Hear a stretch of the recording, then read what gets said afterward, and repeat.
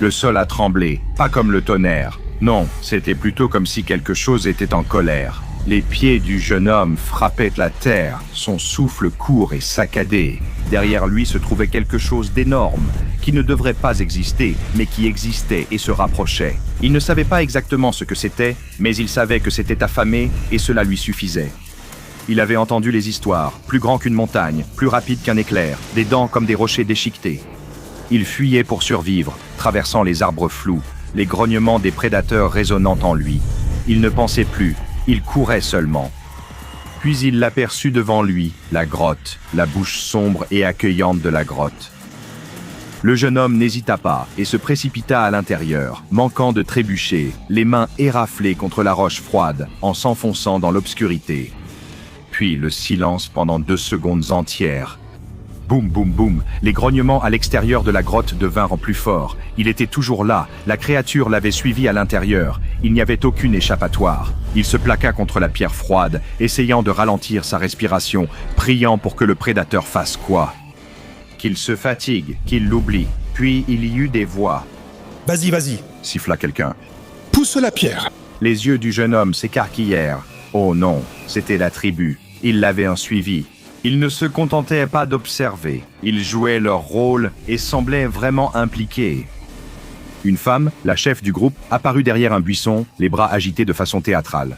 « Scellez-le, scellez-le !» cria-t-elle, paraissant trop enthousiaste pour quelqu'un tentant de piéger une bête géante. Un homme à côté d'elle essaya de pousser un rocher 2 fois plus gros que lui. Il bougea à peine. « Dégage !» grogna-t-il, tentant de le maîtriser avec la grâce d'un ours à moitié ivre. Je te jure, ce truc était plus léger la dernière répétition. Les membres de la tribu sont apparus un à un, tels un défilé confus d'écureuils soudain rappelés à une tâche importante. Ils se sont précipités hors des buissons, les bras chargés de pierres, des pierres qui étaient loin d'être aussi grosses qu'il le fallait. Toute la scène ressemblait à une mauvaise pièce de théâtre. Un gars a roulé une pierre minuscule et s'est coincé dessous. 2 autres se disputaient une grosse, tentant de la pousser en haut d'une colline, comme si c'était un bambin dans un parc aquatique. Encore des pierres, A crié un 3e, comme s'il bâtissait une maison, non un piège mortel. Au milieu du chaos, le jeune homme n'avait presque plus la force de protester. Il avait couru pour sauver sa vie, pour finir par aider ses gens. Si ce n'était pas le moment le plus étrange de sa vie, il ne savait pas ce que c'était. Après quelques grognements embarrassants, des efforts intenses et une danse inappropriée avec un rocher, l'entrée fut scellée. Voilà, l'entrée de la grotte, bloquée par des rochers, qui auraient pu être renversés par une forte rafale de vent. « C'est fait !» cria l'un d'eux, main sur les hanches, comme après une victoire. La tribu s'arrêta pour observer leur œuvre.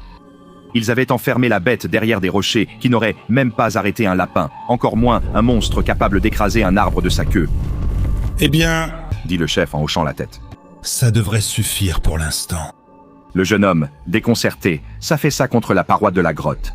« Pour l'instant, croissa-t-il. » C'est alors qu'ils commencèrent à faire la fête, chantant une petite chanson qui rappelait une oie qu'on piétine dans la boue. Ce n'était pas une belle mélodie, mais elle était pleine d'enthousiasme. Une jeune femme saisit quelques fleurs au hasard et les jeta au sol, comme si elle distribuait des lots à une fête foraine. « Merci pour ton sacrifice !» cria-t-elle, comme s'il l'avait choisi. Une autre personne, manifestement trop joyeuse pour quelqu'un censé aider à sceller une grotte funeste, se mit à faire une petite danse étrange. Ses pieds traînaient de gauche à droite, évoquant des pas de danse de papa préhistorique. Le jeune homme fixait le plafond, tentant de comprendre cette série d'événements bizarres, ses jambes douloureuses, sa poitrine brûlante et son destin. C'était scellé, le prédateur était piégé, et la tribu... Eh bien, ils pensaient être en sécurité. Ils étaient loin de se douter que la vraie bête était toujours à l'intérieur, attendant, affamé, observant. Mais pour l'instant, la tribu ne se doutait de rien. Ils étaient trop occupés à danser, chanter et se féliciter pour leur piège réussi. Et quelque part dans l'obscurité, le jeune homme poussa un long soupir fatigué. Est-ce que c'était vraiment ce qu'on appelait une victoire? Oui, c'était le cas. Des milliers d'années plus tard, la grotte était devenue une partie de quelque chose de bien plus grand, un palais, rien de moins. L'entrée de la grotte avait été cachée, enfouie sous le puissant palais du roi Minos de Crète. Si quelqu'un savait la vérité sur la créature mythique en dessous, personne ne le dit. Mais le labyrinthe était réel. L'interminable réseau sous le palais, au chemin sinueux taillé dans la pierre, avait une réputation redoutée bien au-delà des habitants locaux. Tous les 9 ans, les habitants d'Athènes devaient envoyer un sombre tribut, une procession de 7 fils et 7 filles, sacrifiés à la bête qui vivait dans le labyrinthe. Le Minotaure, comme on avait fini par appeler cette créature préhistorique, était une terreur que même le roi Minos lui-même ne pouvait contrôler. Il n'en avait pas besoin, le tribut nourrissait la bête, gardait Athènes sous contrôle et le pouvoir du roi incontesté. Mais une année, un imprévu survint dans le plan. Thésée, fils du roi Égée d'Athènes, se porta volontaire.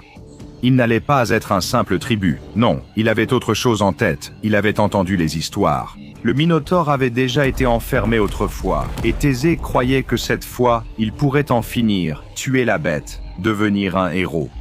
Et tandis que les dieux grecs observaient, il sauverait Athènes des exigences cruelles de ce roi crétois. Lorsque Thésée et les autres tribus arrivèrent sur l'île de Crète, ils furent accueillis par un spectacle de grandeur et d'or.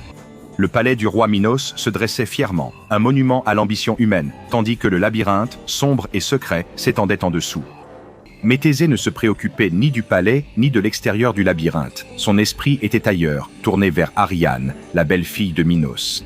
Il l'aperçut dès leur arrivée, ses yeux captant la lumière du soleil, la distraction parfaite. Il savait ce qu'il devait faire. « Tu devrais m'aider », lui murmura-t-il un soir lors d'un banquet. « Je peux tuer la bête, mais je ne peux pas le faire seul. » Ariane haussa un sourcil, une lueur de curiosité dans les yeux.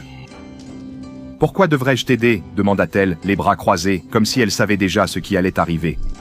Thésée sourit. « Si tu ne m'aides pas, je resterai coincé là-bas pour toujours. Tu ne veux pas ça, n'est-ce pas ?» Elle ricana, mais l'intérêt était évident. « Et pourquoi penses-tu pouvoir tuer le Minotaure ?» Thésée lui adressa un sourire éclatant. « Je suis né pour être un héros. » Elle le fixa longuement, l'évaluant, puis haussa les épaules. « D'accord. Mais si je t'aide, tu devras revenir m'épouser parce que mon père sera vraiment furieux, dit-elle en sortant une petite pelote de fil de sa ceinture.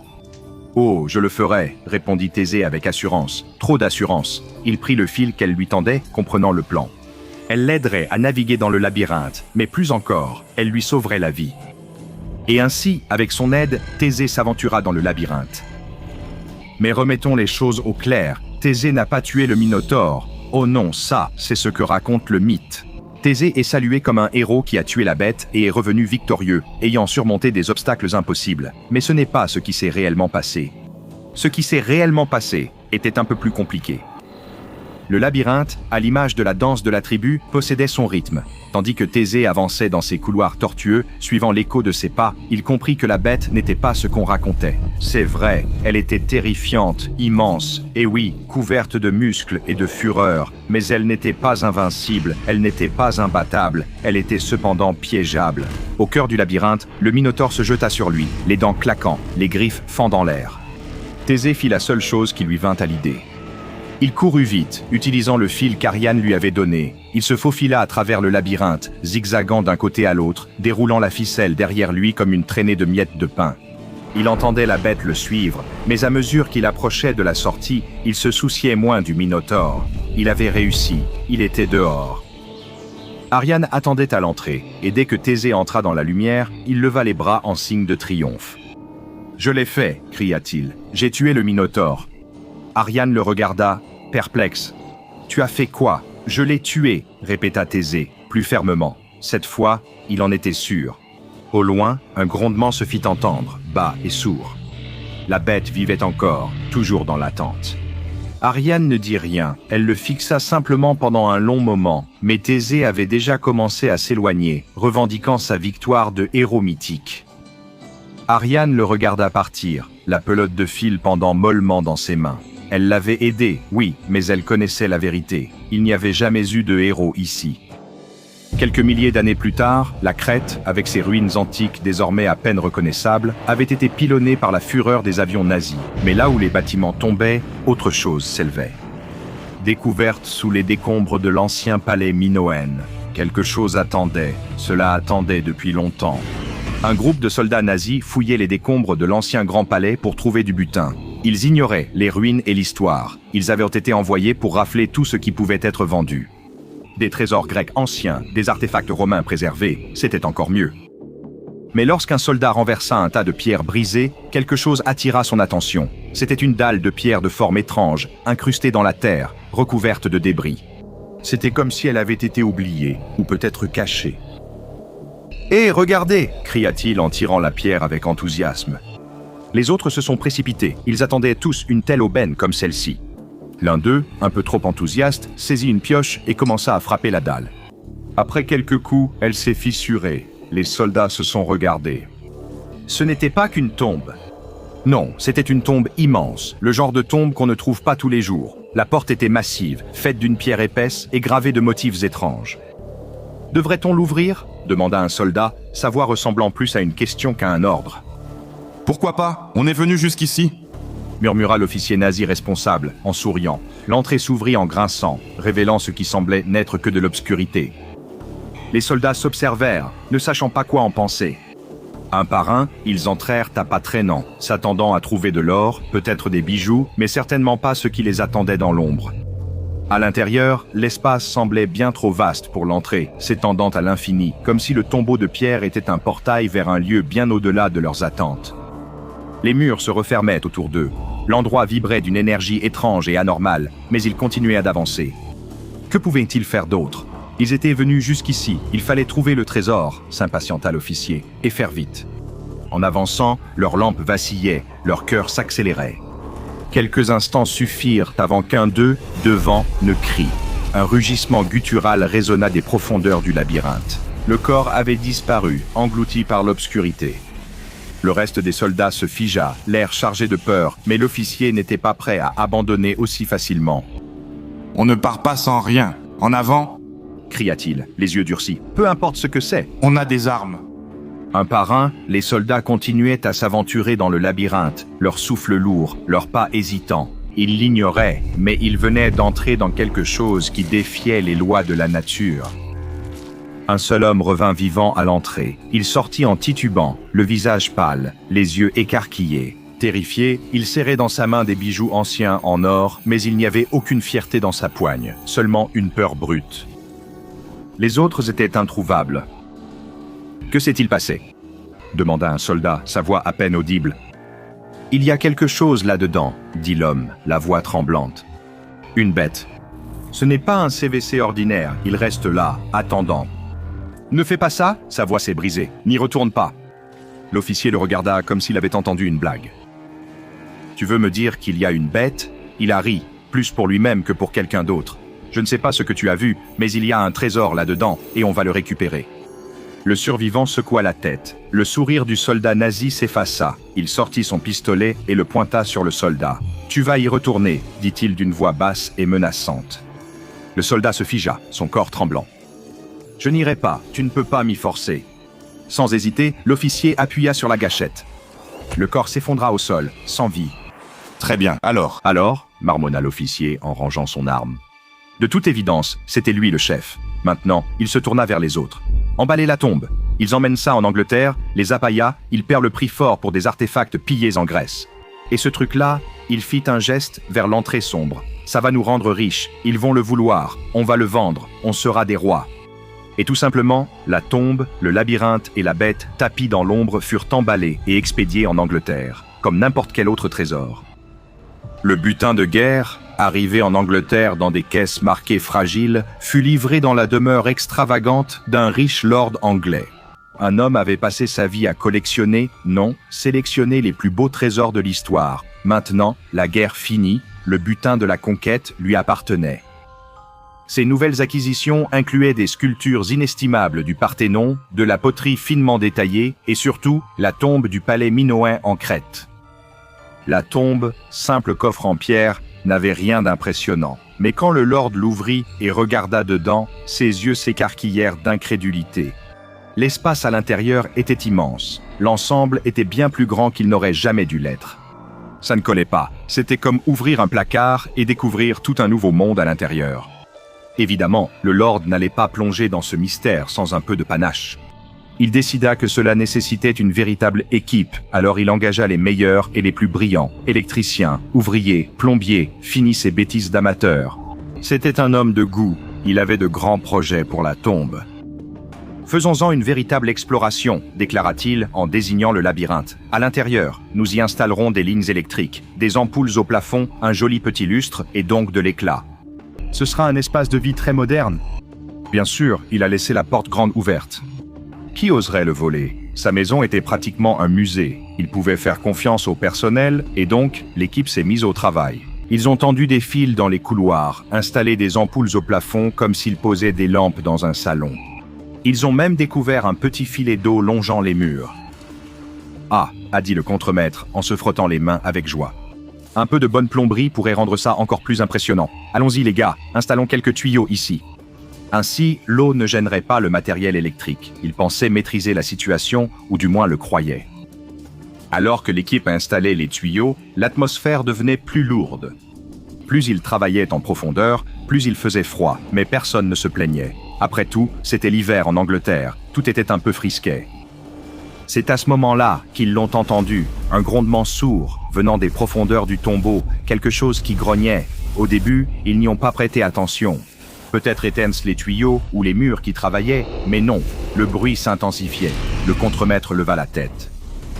Qu'est-ce que c'était, bon sang? Sa voix, à peine un murmure. Le bruit qui éclata fut suffisant pour que le contremaître laisse tomber sa planchette et s'enfuit. L'équipe s'est précipitée pour tout ranger, mais c'était trop tard. La bête est apparue, avec des griffes et des crocs, et une faim qu'aucun humain ne pouvait satisfaire. La majorité de l'équipe n'a même pas atteint la porte. Quand le dernier s'est enfui, la bête avait déjà pris sa proie. Un par un, les ouvriers étaient éliminés, leurs cris étouffés par les épais murs de pierre. Un seul homme, un jeune charpentier, a réussi à s'échapper. Il courait, les jambes en action, son cœur battant un rythme effrayé dans sa poitrine. Lorsqu'il atteignit l'entrée, il se jeta contre la porte, la scellant de toutes ses forces. Le seigneur, qui sirotait un brandy dans le jardin tout proche, s'approcha en flânant, ajustant nonchalamment son gilet. « Eh bien, qu'est-ce qu'on attend ?» Le charpentier, pâle comme un fantôme, leva les yeux vers lui avec un regard affolé. « Il y a une bête là-dedans » haleta le charpentier. Le seigneur haussa un sourcil, impassible. « Une bête, dites-vous » demanda-t-il, son ton empreint de moquerie. « C'est n'importe quoi, ce n'est qu'un animal, un sanglier, c'est une vieille tombe, rien de plus. Un peu de superstition pour nous tenir tous en alerte. » Il ne scia même pas avant de sortir un cigare de sa poche. « Toi, dit-il au charpentier, tu retourneras là-dedans. Je ne paierai pas une fortune pour une superstition. Tu entres et trouves le trésor. C'est le travail. » Le charpentier tenta de protester, mais le regard froid du seigneur était sans appel. Le charpentier savait qu'il n'avait pas le choix. Les mains tremblantes, le charpentier décela la tombe, et au moment où il l'ouvrit, le labyrinthe avait de nouveau changé. Les chemins différaient, les murs se tordaient comme des êtres vivants. Le charpentier se figea. « Non, murmura-t-il en reculant, je n'y retournerai pas, ce n'est plus pareil, c'est... » Avant qu'il termine, un coup de feu retentit, l'interrompant net. « Pathétique, murmura le seigneur en regardant le charpentier tomber. Il n'était même pas en colère, juste agacé, comme si un serviteur avait cassé un vase. Le lendemain, une nouvelle équipe ouvrit à contre-cœur le tombeau. Le seigneur, comme toujours, se prélassait à proximité, sirotant son brandy, l'air très satisfait.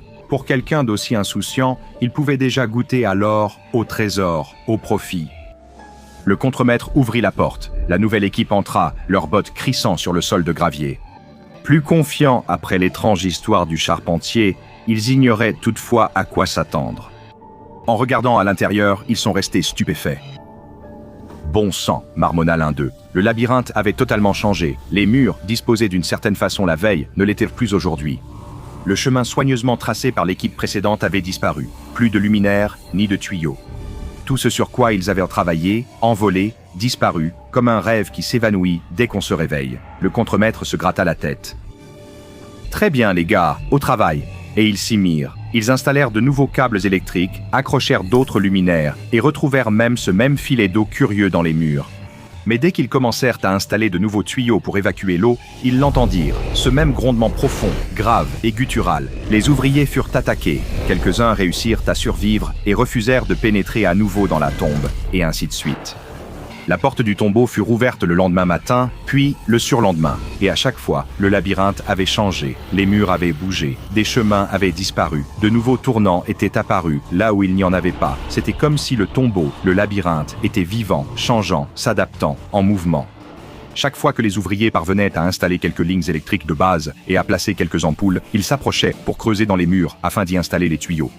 Et puis la bête attaquait à chaque fois. Elle ne s'arrêtait jamais. Un ou deux survivants parvenaient à sortir en rampant, le visage livide, le corps lacéré, à moitié fou, marmonnant la même histoire. Et à chaque fois, le Seigneur, les dents serrées, ordonnait aux ouvriers de retourner à l'intérieur, et à chaque fois, la même chose se produisait. La bête, le labyrinthe, les murs qui bougeaient. Après des années, le Seigneur devint vieux, et las du labyrinthe, de la bête et de cette stupide chasse au trésor.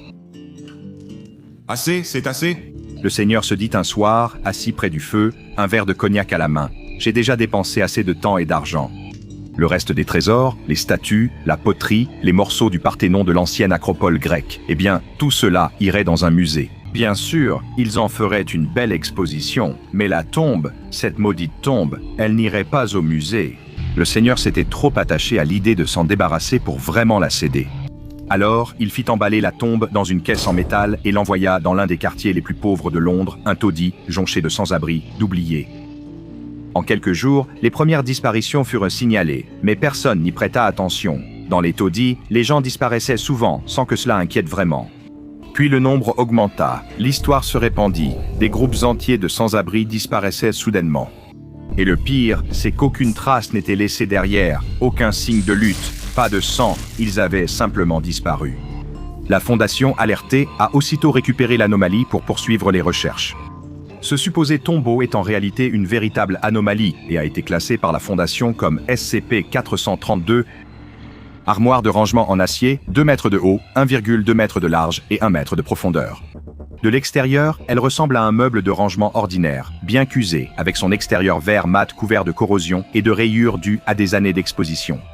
Les portes sont simples, avec verrous coulissants et cadenas pour la sécurité. Mais lorsqu'on ouvre les portes, on ne découvre pas des étagères ou un espace de rangement. À la place, on se retrouve face à un labyrinthe extradimensionnel. L'intérieur paraît défier la physique, étant bien plus vaste que ce que la taille extérieure de l'armoire laisse penser. À l'intérieur se trouve un dédale de couloirs fait d'acier fortement rouillé. Les couloirs sont éclairés par des ampoules domestiques vacillantes, dont beaucoup sont cassées. Certaines parois sont munies de tuyaux en acier transportant de l'eau froide. La source et la destination de cette eau sont inconnues. Elle est potable, mais contient peu d'oxygène et des traces d'oxyde de fer. Le labyrinthe ne peut être cartographié précisément. À chaque fermeture et réouverture de l'armoire, l'entrée change totalement d'emplacement dans le labyrinthe. Personne ne peut prédire comment la configuration changera. Quant à ceux qui s'y aventurent, il n'y a eu aucun survivant confirmé, seulement des restes. Certains suggèrent que la faim en est la cause, mais il existe également des preuves indiquant quelque chose de bien plus dangereux. SCP-432-1, une grande entité prédatrice qui habite le labyrinthe. Son espèce exacte n'a pas encore été identifiée, mais elle est responsable de la mort de plusieurs membres du personnel. Mais cette anomalie ne se limite pas aux dangers qu'elle représente. La technologie, les GPS, les téléphones, les dispositifs à distance, tout échoue après avoir parcouru environ 20 mètres dans le labyrinthe. Seules les transmissions radio à gain élevé fonctionnent encore, mais elles sont de plus en plus perturbées dans le labyrinthe. Plusieurs expéditions ont été envoyées dans le SCP-432 avec du personnel de classe D dans le but de cartographier l'intérieur, mais les progrès ont été lents et dangereux. Toute expédition requiert l'approbation d'au moins 2 membres du personnel de niveau 4. Ce que nous savons, c'est que l'armoire a été construite au début des années 1950, mais les artefacts récupérés dans le labyrinthe remontent à des périodes bien antérieures. Cela suggère que le labyrinthe, et peut-être l'armoire, seraient liés à quelque chose de bien plus ancien et encore inexpliqué. SCP-432 reste toujours verrouillé. La clé, gardée par 3 membres du personnel de niveau 3, est stockée dans un poste de sécurité proche.